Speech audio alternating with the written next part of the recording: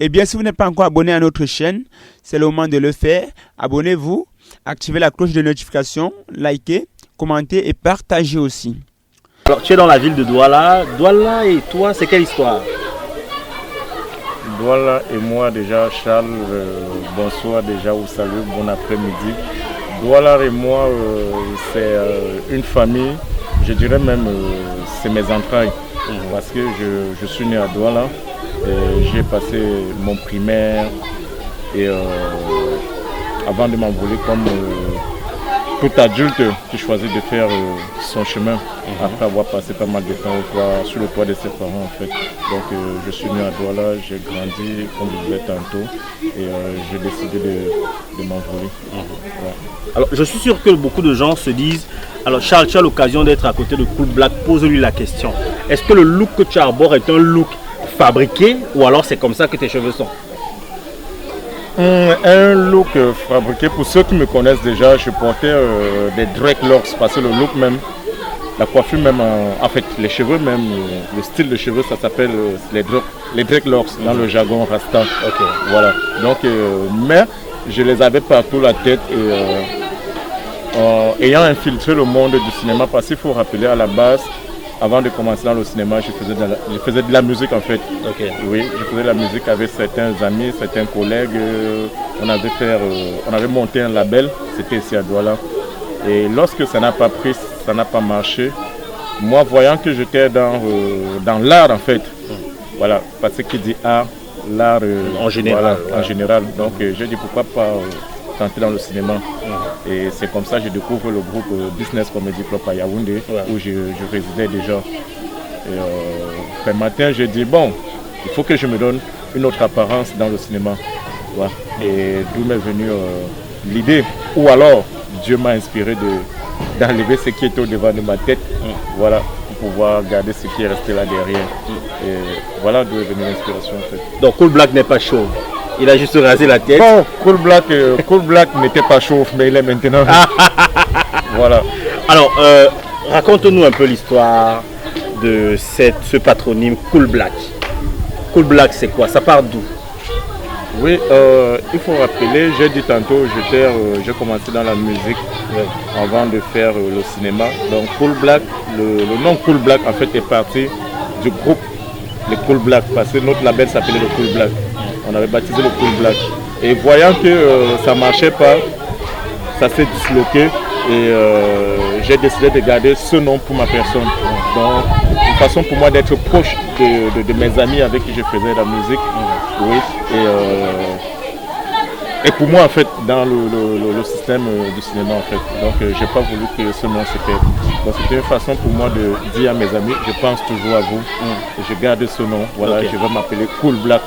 Et à chaque fois que vous écouterez Cool Black quelque part, ou le jour où vous allez écouter Cool Black quelque part, sachez que c'est... Donc vous leur rendez hommage. Je leur rends hommage, voilà. Alors beaucoup de gens disent, et pensent même d'ailleurs que Cool Black, le personnage que tu as choisi, est un personnage qui relate en principe ton vrai vécu, il y a une certaine époque. Oui. Est-ce qu'il est vrai que Cool Black a été, entre guillemets, un malfrat?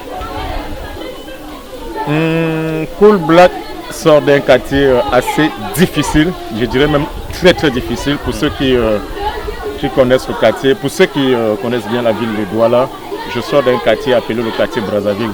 Et il faut dire que ce n'était pas un quartier qui donnait le lait, comme on dit comme on disait dans notre secteur en fait. Voilà.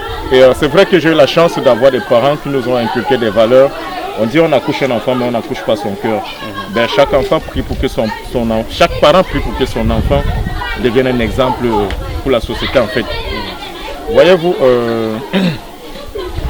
je ne vais pas dire que ce que je reflète, ce que je présente à la télé fait de moi. Parce qu'à la télé c'est un personnage. Voilà. Mais il faut dire que ce n'est pas un personnage hasard. Voilà. Donc je montre ce que j'ai vécu dans mon ghetto.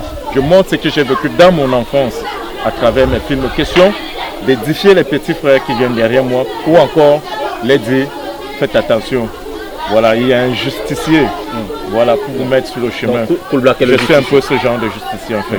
Parce que vous allez regarder mes films, mes courts-métrages. Je ne suis pas celui-là qui vient prendre à quelqu'un quelque chose de force. Et même si c'est le cas, ben, je montre qu'au final, j'ai fini mal. Voilà, soit par la bastonnade de la justice populaire. Voilà, c'est un peu ça mon message dans mes différentes films. Oui, parce qu'on dit que Cool Black... Mais je tiens aussi à rappeler, s'il te plaît, si tu me permets, n'allez pas aussi me tester parce que j'ai aussi ce côté animal. Voilà. On dit que quand tu grandis dans la jungle, c'est que sûr, tu finiras aussi par mordre quelqu'un qui viendra mal. Voilà. Il ne faut pas avoir les tendances suicidaires. Il ne faut pas avoir les tendances suicidaires, voilà, justement. Merci, il ne faut pas avoir les tendances suicidaires. Je voulais revenir sur la question parce que justement, ça se raconte beaucoup. On dit que Cool Black, en fait, a choisi ce personnage parce que c'est ce qu'il a été il y a une époque. Est-ce qu'il est vrai que Cool Black a fait la prison? On peut aller en prison sans... nous ne les pas nier, on peut aller en prison sans le vouloir. On peut aller en prison parce qu'on t'a pointé qu'on t'a accusé de quelque chose qui n'était pas vrai. Vous savez, on vit dans une société où, en prison, quand vous allez en prison, déjà même quand vous allez en prison, quand il y a le coupable vous dira « j'ai rien fait ». Quand vous lui demandez pourquoi tu es là, qu'est-ce que tu as fait, il dit « je n'ai rien fait », pourtant il est meurtrier. Maintenant, celui-même qui est le coupable, hein, lui, il est en train de se balader, passer sur le système, voilà, il se balade et tout. Mais pour ma part, comme tout le monde, comme tout Camerounais, j'ai fait des petites cellules, mais dire que je suis allé en prison, non, je ne pense pas. Peut-être pour rendre visite à des amis, à des frères. Okay. Alors, aujourd'hui, que devient la relation entre Cool Black et Business Comedy Club? La relation entre Cool Black et le Business Comedy Club, je ne dirais pas que la relation s'est éteinte, mais on garde toujours une bonne relation parce qu'on a de nouveaux projets qui arrivent après 62 épisodes de la série Le Grand Cool Black et pas mal de choses qui étaient déjà avant la série Le Grand Cool Black. Je pense qu'on est en train de travailler sur un nouveau projet qui verra bientôt jour. Et moi aussi, je travaille sur des projets à titre personnel. Donc, rien à voir avec le Business Comedy Club et qui d'ici la fin de ce mois ou bien d'ici mi-juillet verra le jour en fait. Mais qu'est-ce qui explique le fait qu'aujourd'hui Cool Black décide de faire chemin solitaire même s'il reste en partenariat avec le Business Comedy Club? Parce qu'on a l'impression que Cool Black est devenu producteur, pourtant il travaille avec une maison de production. Est-ce que ce ne serait pas être un peu plus dépensif, un peu celui qui va chercher un peu plus trop? Pourtant, à côté, il y avait le Business Comedy Club qui t'apportait quand même ce soutien logistique. Qu'est-ce qui explique cette séparation-là? Écoute, comme j'ai dit tantôt, je ne suis pas séparé du Business Comedy Club. J'ai pris un exemple tout à l'heure. Je suis un gars de Douala, je suis né à Douala. J'ai grandi chez mes parents. Et un matin, je me suis levé pour aller chercher ma vie. Mais ça n'exclut pas le fait que quand j'ai besoin des conseils de mon papa, je ne peux pas lui passer un coup de fil et lui dire voilà, je suis sur tel projet, qu'est-ce que tu dis? Même si ce n'est pas lui qui aujourd'hui me donnera de l'argent pour que je puisse financer mon projet. Hein? Je reste avec le Business Comedy Club, on partage toujours des choses, on travaille toujours sur des projets, mais je ne dépends plus du Business Comedy Club. Okay. Ça veut dire qu'aujourd'hui, je considère que j'ai assez de moyens, j'ai déjà assez de moyens pour pouvoir financer mes propres projets, même si je vais frapper dans les différentes portes. Pour qu'on puisse m'apporter de l'aide, mais je pense que l'idéal voudrait que je construise ma vie sans attendre quelque chose de qui que ce soit. Et respecter ceux qui m'ont tendu la main au départ. Voilà. Alors, on va un peu de coq à l'âne. Hein. Oui. Pendant qu'on est en train de faire cette interview, autour de nous, il y a plein d'enfants. Il est difficile de voir un enfant peut-être de 18 ou 20 ans. Ils ont à partir de 5 ans à 16 ans. Est-ce que Cool Black peut se considérer comme un modèle de la société? Vous savez, je pense que si j'étais un monstre pour autant, ces enfants-là ne seront pas là. Voilà. Donc le fait que ces enfants-là se réunissent entre 200, 300, 400 personnes quand je suis quelque part, je peux qu'être fier. C'est ça qui montre que je suis un exemple pour ces enfants-là et qu'ils aimeraient devenir comme Cool Black. Et je sais personnellement que parmi ces enfants, il y a des futurs Cool Black ou encore plus que futurs Cool Black, parce que je suis sûr qu'on a des génies parmi ces enfants-là. Et moi, ce n'est qu'une fierté, ce n'est qu'une grâce, parce que ces enfants sont des innocents. Ces enfants vous aiment, parce que ça, c'est le véritable amour qui vous porte. Voilà. Ils ne connaissent pas encore ce que c'est que la méchanceté. Et puis, je suis comme un idole, je suis comme un exemple qu'ils ont envie de suivre pour eux. Et sincèrement, ça me fait chaud au cœur. Alors, on va revenir sur une histoire. Si j'ai bonne mémoire, le concept Cool Black explose. On va d'abord rappeler qu'il y a une époque, quand vous lanciez Business Comedy Club avec le producteur William Senyo. Voilà. On vous a vu faire du porte-à-porte avec vos CD. Vous avez fait carrément une campagne mobile et publique. Mais pendant vos campagnes, vous êtes victime d'un accident. Et c'est juste après cet accident que Cool Black explose. Que répondez-vous à ceux qui pensent que... Parce que je pense que durant cet accident, il y a eu un décès. Il y a eu un décès d'une jeune dame, j'oublie le nom. Oui, la défunte Sorel, si je peux rappeler. Et elle n'était pas seule. Et le chauffeur Doudou Business. Voilà, le chauffeur Doudou Business et Sorel qui sont partis à cause de cet accident. Quelle est la réponse que vous donnez à ceux qui pensent que vous êtes entré dans la sorcellerie pour justement exploser après? Vous avez vendu Sorel et l'autre pour exploser, pour avoir le succès que vous avez aujourd'hui. Vous savez, on est dans un pays, on est dans un monde où les gens n'ont pas ce côté de discernement. Les gens regardent d'abord toujours le mal avant de voir le bien, voyez-vous. Je pense que si j'étais resté dans mon coin et choisir un mauvais chemin, choisir le côté peut-être d'aller prendre à quelqu'un sa chose sans vouloir travailler, je serais passé pour un con. Aussi, j'ai passé mon temps dans le quartier à jouer aux cartes et tous les parents qui sont dans le quartier allaient me prendre pour un con. Mais je pense que dans la vie, dans notre société et au Cameroun en particulier, parce qu'il faut que je le rappelle, lorsque vous ne foutez rien, vous passez pour un con. Mais lorsque vous avez réussi, vous êtes un sorcier.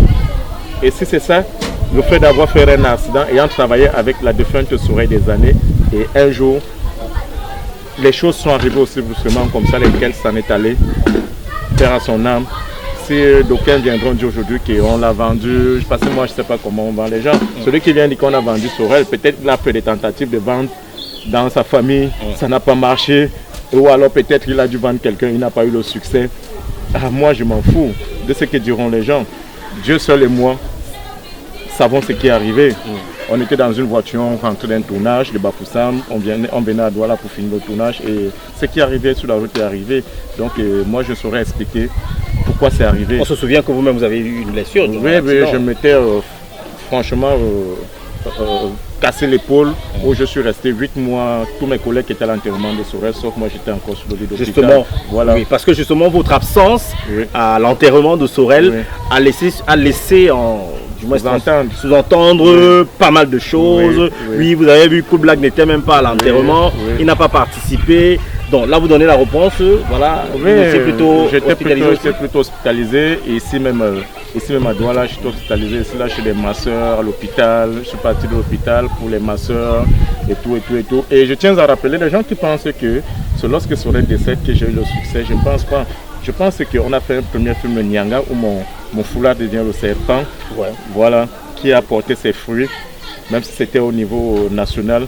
Après ça, j'ai fait le biais de l'auto où j'ai dit Petit sur la télé de qui là-bas, qui a eu un autre succès. On a fait Bella 1, qui a eu un succès. Sorel vivait encore. Bella 1, qui a eu un succès. C'était là notre première comédie musicale avec le Business Comedy Club. Alors les choses sont arrivées lorsque Sorel, les choses explosent encore lorsque Sorel décède, c'est vrai, avec cette pub de l'hôtel Adora Palace en publicité, où je gifle le petit, je lui demande tu vas dormir à tel hôtel, tu vas dormir à Adora Palace. Voilà, c'est là où tout a explosé. Dans le monde entier, c'était dans le monde, parce qu'il y a pas mal de pays qui ont repris cette publicité-là et tout. Et c'est Dieu qui donne pour tout un chacun en fait. Voilà, je pense que ce couloir, je ne l'ai pas volé, mais les gens ne verront pas le temps que j'ai pris pour travailler, mais ils viendront voir. Je pense que même si Sorel n'était pas décédé, même si on n'avait pas eu cet accident, le Camerounais est comme ça. On aurait dit Cool Black, il sort d'où pour venir exploser comme il explose là, c'est sûr qu'il a attrapé. Parce que c'est ça les Camerounais en fait. C'est ça les Camerounais. C'est que lorsque tu réussis, tu es un sorcier. Quand tu ne réussis pas, tu es un con. Alors, je peux qu'être fier de ma réussite et dire, si je retiens quelque chose de mes parents, c'est que même si tu t'habilles par le plus grand tailleur de la terre, tout le monde ne peut pas t'aimer. Voilà. Tu seras toujours sale et méchant aux yeux des autres. Les gens te pointeront toujours du doigt, que tu aies fait quelque chose ou pas. On va toujours te pointer du doigt. Alors, je m'en fous de ceux qui pensent que Cool Black c'est un sorcier. J'avance. Alors, Cool Black, vous êtes 2 gifleurs finalement dans ce pays. Il y a Cola Sucré et toi. On vous confond souvent? Ouais, je pense qu'on nous confond Cola Sucré et moi. Ben, ça arrive parce que, mais je pense que les gens ne devraient même pas nous confondre parce que Cola, lui, il est toujours avec son bonnet. Quand moi, pour la plupart des temps, je tourne pas. Je tourne toujours sans bonnet, j'ai mon look à part et puis il a toujours son bonnet. Cola Sucré n'a pas ma coiffure. Bon, je sais pas pourquoi les gens nous confondent. Peut-être suite à la gifle et tout ça là. Les gifleurs. Voilà. Alors, entre Cola Sucré et toi, qui était le premier à gifler? Entre Cola Sucré et moi qui était le premier à gifler, je dirais que la gifle n'est pas une marque de fabrique. Donc, tout le monde peut gifler, même les parents giflent les enfants à la maison. Ouais. Donc, moi, je sais pas, mais j'ai commencé à gifler dans le biais du loto. Oui, et je pense que c'est après Cola Sucré a fait là où il a dit tu vas supporter les Lions. Je ne sais pas si c'était avant ou c'était après. Mais je dirais que moi, j'ai commencé à gifler à la télé parce que Cola Sucré, tu vas supporter les Lions. Les gens découvrent ça sur les réseaux sociaux. Par contre, moi, on découvre à la télé. Il y a une grande différence parce que Cola Sucré, on découvre sur les réseaux sociaux et c'est pas tout le monde qui avec l'occasion de s'approprier un téléphone Android à cette époque. Par contre, tout le monde avec Canal de Movies chez lui ou les différentes chaînes de câbleurs qui diffusaient déjà nos différentes séries. Parce qu'il faut rappeler que Cola Sucré, et ils arrivent sur le digital avant nous.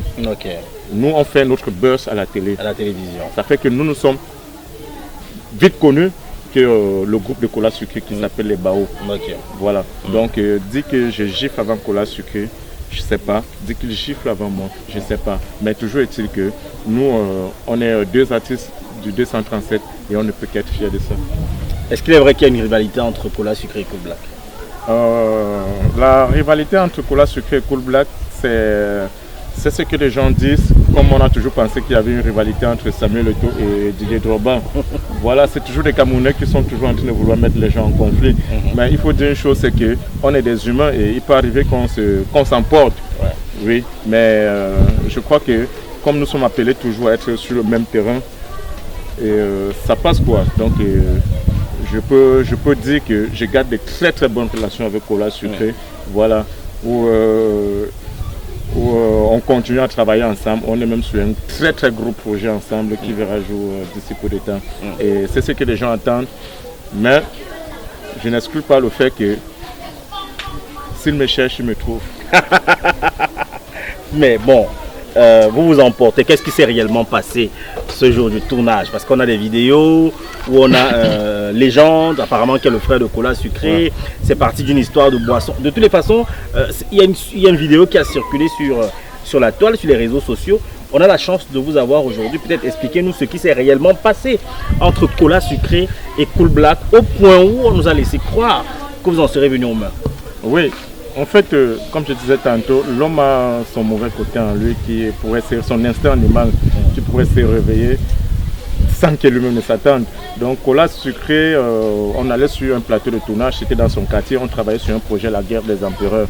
Oui, c'était, on allait chuter sa scène en fait. Oui, on allait chuter sa scène, il était l'empereur du Nord, je pense bien, j'étais l'empereur du Sud.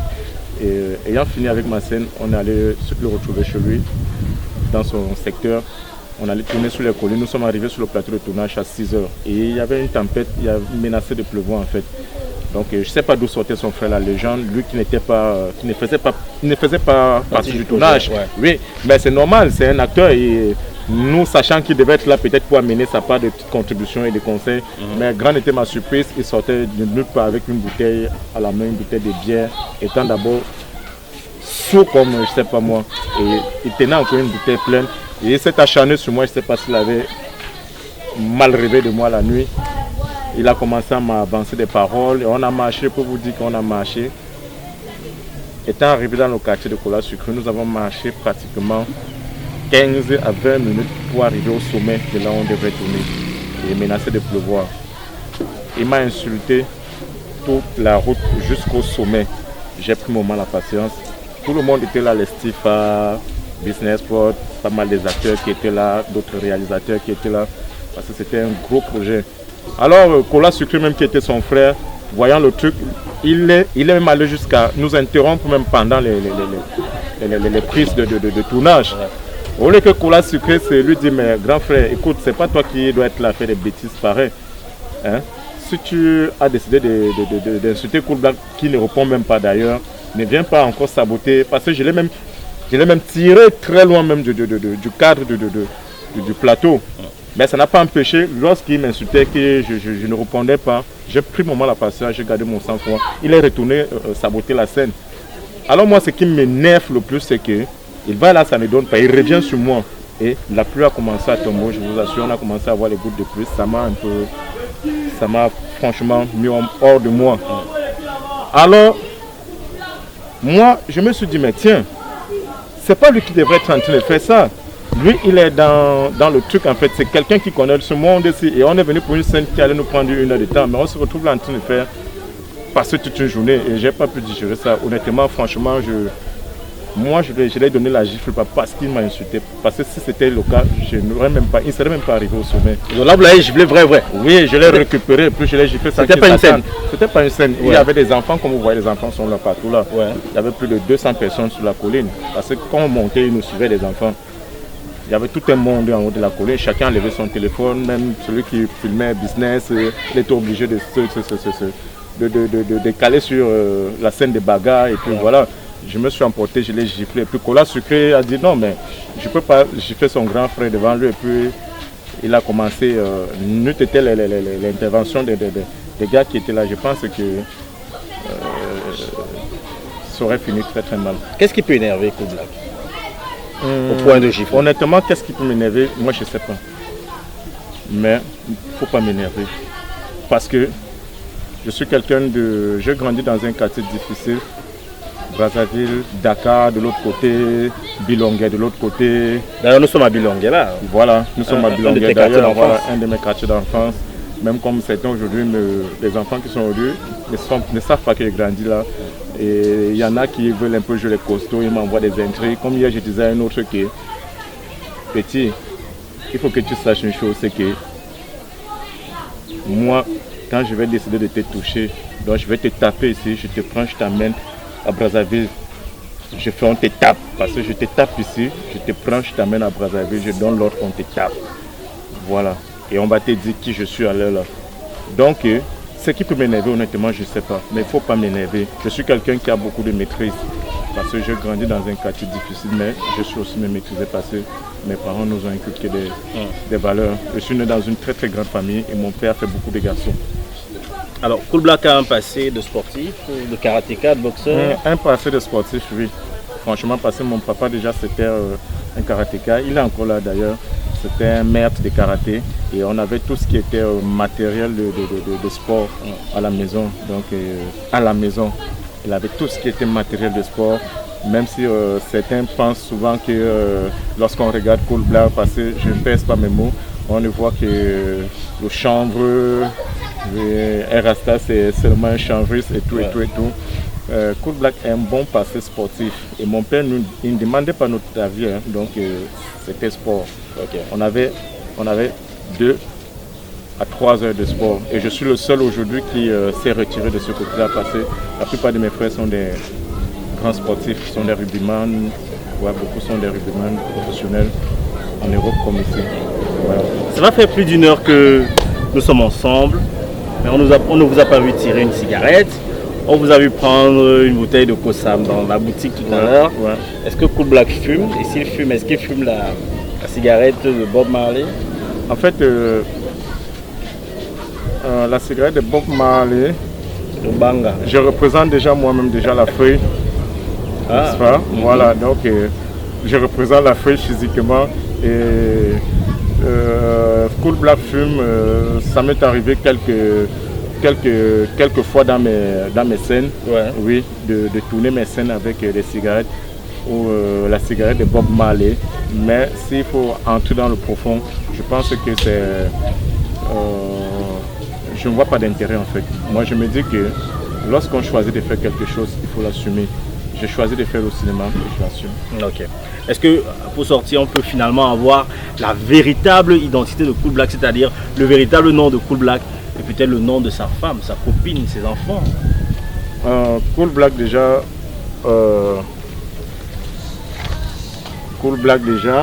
vit en couple, ouais, et comme tout le monde d'ailleurs, donc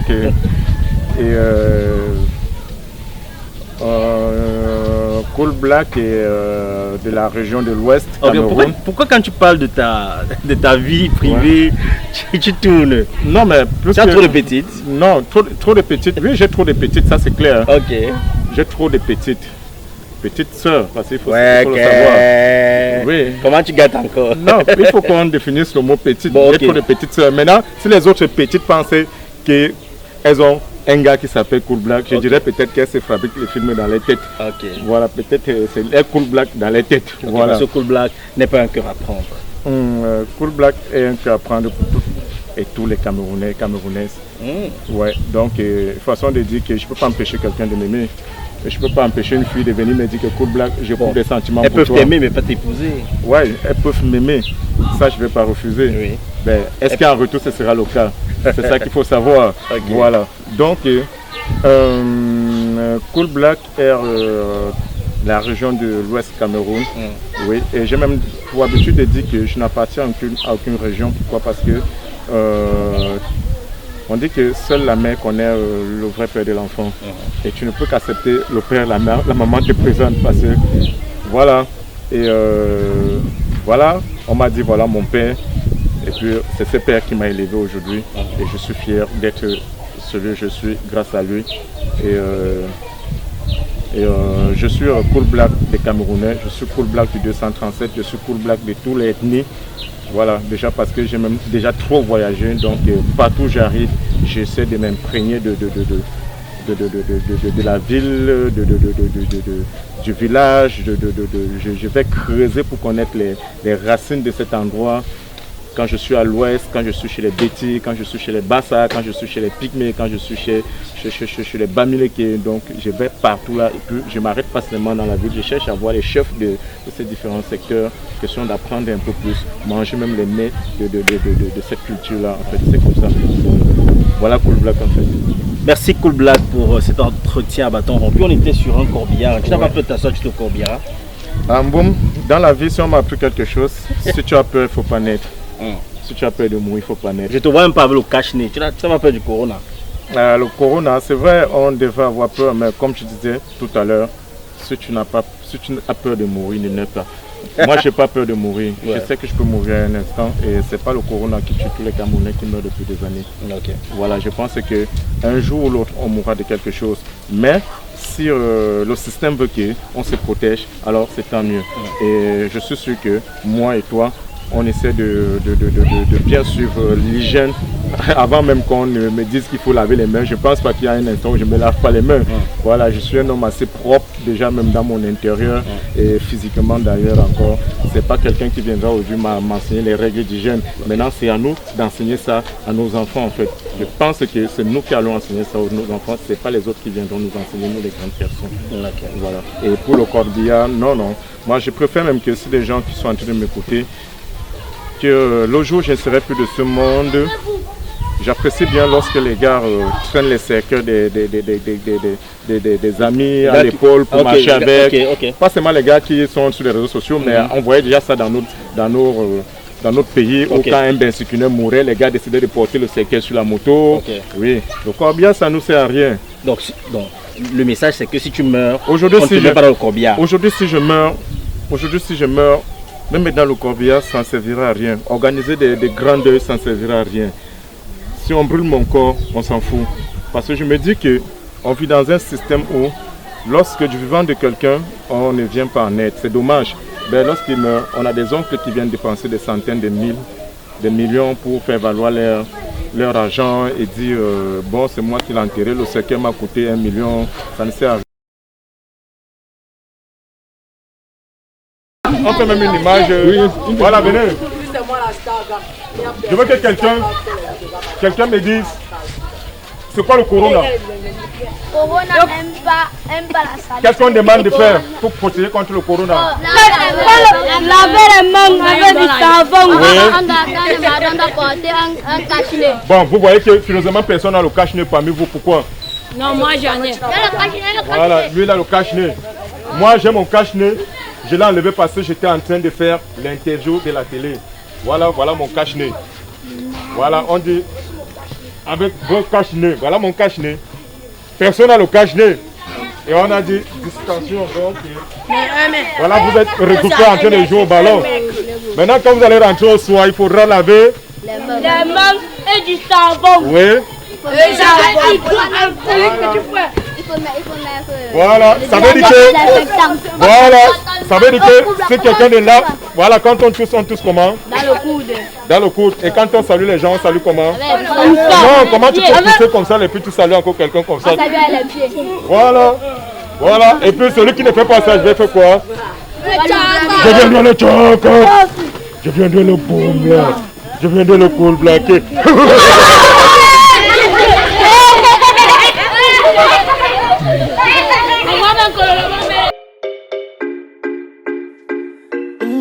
Eh bien, si vous n'êtes pas encore abonné à notre chaîne, c'est le moment de le faire. Abonnez-vous, activez la cloche de notification, likez, commentez et partagez aussi.